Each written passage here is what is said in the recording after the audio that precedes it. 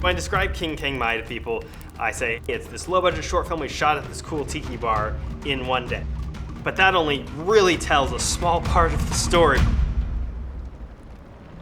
The idea for Legend of King Kang-Mi came from Robert Adamson. He and his wife Ying are the ones who built the Strongwater bar. He's got backstory to the bar. We'd done our first short film, Zombie King of Balakambe. It's quite the ghost story. Robert said, let's do another one. I've got this mug, I've got this name.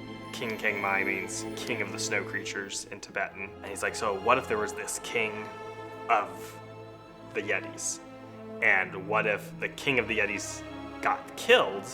Like, what would happen? How do we do this on a one-day shoot inside the bar? Brian has a really good vision, but I think also he's very good at sharing his vision. Even in the script, like as soon as I read it, I was like picturing everything. When I got to talk to him about the shot list, we were already kind of synced up. We were in a smaller space for Zombie King. We're in a bigger space now. How can we shoot this bigger, light this bigger? It's just such a immersive space that we wanted to be able to show off as much of it as possible. But with that, it also makes Kiana's job harder, going in and changing the whole thing from a tropical oasis to a frozen ship that's stuck in the ice. The bar has lots of plant life that's coming over the benches and hanging from the ceiling, and so we took those out and we replaced them with other plant life that's more winter themed and put frost all over the glass and the mirrors and snow. My original vision had just been it would be foggy and kind of dark. In writing the script, I sent it to our VFX artist who created this amazing image of the ship at sunset. And I loved it so much, I was like, okay, but how do we do sunset, but then night later when you're outside of the ship? Townsend brought this idea of this lighting progression of it starts off more kind of warm and it gets colder and darker as it goes.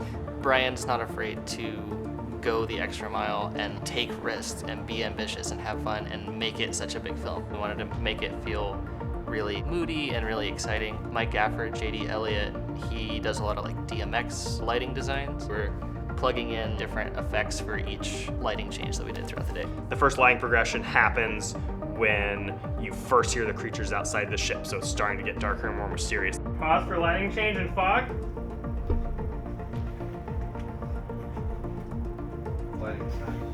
The last light progression happens when you reveal the severed head.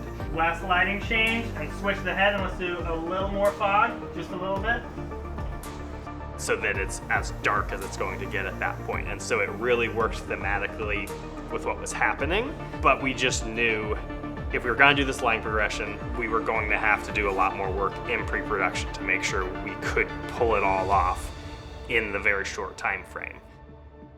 Along with the complicated side of the lighting change, Townsend and I talked about where to place actors and how to block it. We have so many different characters and they're kind of in different spots throughout the bar. The camera's gonna have to be all over the scene. I told Brian, we really need to figure out how we're gonna shoot this. We can't just do like normal cross coverage. We made like a diagram of the Strongwater bar and we put little guys on each side, and then we figured out each camera position that we would need for the whole scene. I think probably the most pivotal thing we did in pre-production was visiting the location. Me and the DP and the director talked through, you know, where we were gonna be, what the setups were gonna be, where our safe zones where we weren't shooting were gonna be, so we could stow all of our stuff and all of the stuff we took down to winterize it.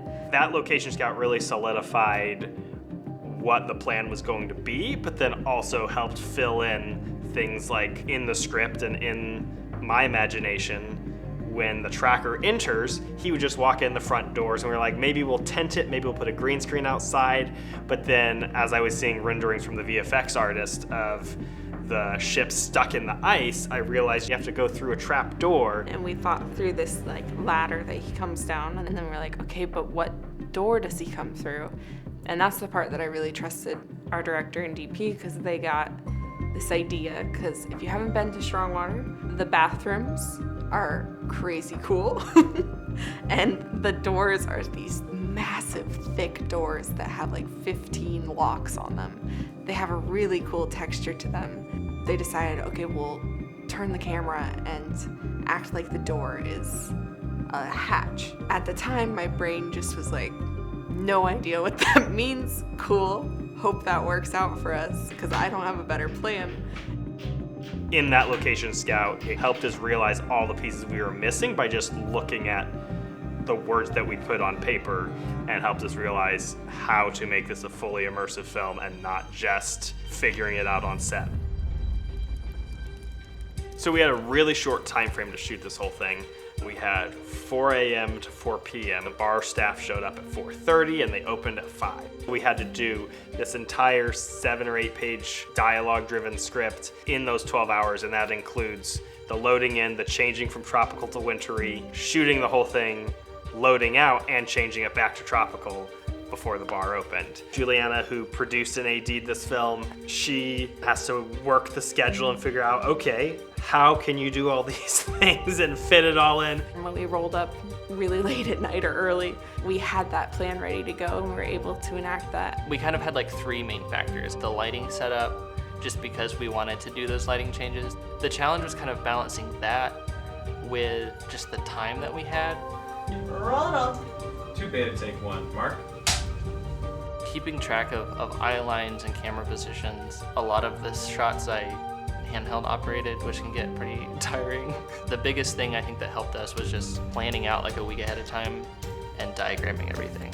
There was very little tweaking of the performances on set because we had really worked on the performances on Zoom ahead of time.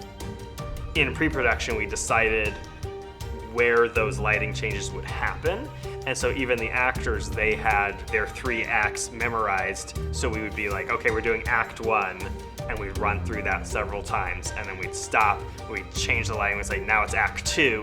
They'd go through act 2 until that was done, and then we'd change the lighting again and go to act 3. Bang! Secure the hatch! Even down to the emotional beats for each act of the film, that was all decided on in rehearsal, so that way on set we could just execute. Secure the hatch! Everything went really smoothly. Load in actors, wardrobe. Kiana and Ash did a great job of transforming the bar very quickly. We were able to really immerse an audience in this story that feels like a whole complete world.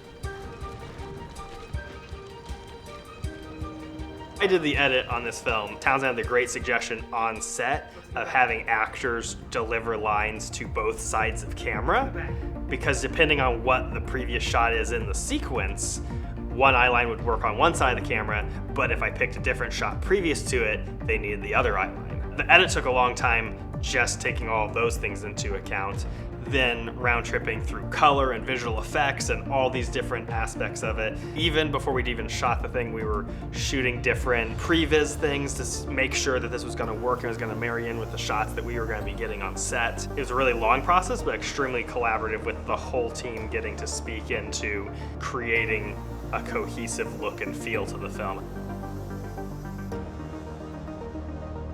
Our sound designer, Tyler Roark, and composer Andrew Gerlicher, they got to kind of come in once it was almost entirely together. Andrew got to be really inspired for the music and get to see exactly what the film was going to be like. And Tyler, he was already seeing the visual effects and seeing this whole film put together, and they both had a really short timeline to hit that release date that we were going for. And they just both did an incredible job. Tyler building out this soundscape that just implies that bigger world. On the other side, Andrew just really creating an eerie, mysterious feel that just keeps building and building.